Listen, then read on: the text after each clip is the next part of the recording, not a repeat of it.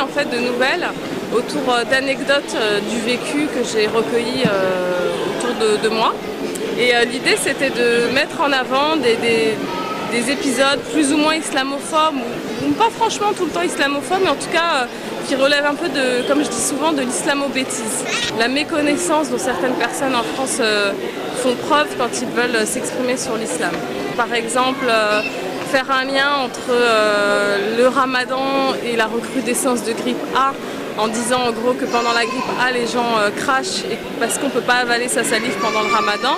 Voilà, c'est assez symptomatique de ce que j'ai voulu mettre en avant. Et ça, c'est toujours une super expérience quand on est auteur, et encore plus quand on est auteur dans une maison d'édition indépendante qui n'a pas forcément les moyens d'assurer une surmédiatisation de ton ouvrage.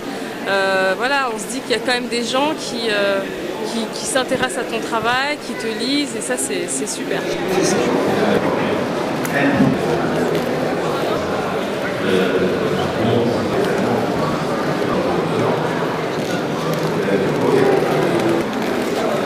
Nous revendiquons une politique éditoriale avant-gardiste, on va dire, et les propos qui sont tenus dans les livres que nous publions sont essentiellement liés justement à cette communauté qui est fustigée ici et là et que nous souhaitons démystifier par rapport à des engagements forts, et le débat de tout à l'heure en est la preuve.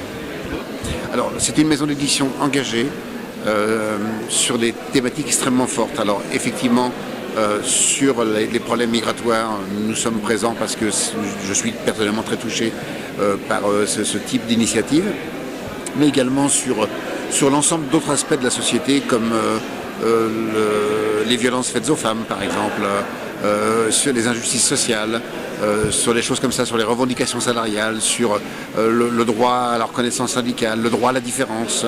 Tous ces thèmes-là sont abordés dans notre maison d'édition. Franchement, j'ai pas eu le temps de déambuler dans les allées du salon, mais je vais aller voir parce que j'adore avoir des livres, j'adore acheter des livres, donc pour moi c'est quand même un peu faire du shopping.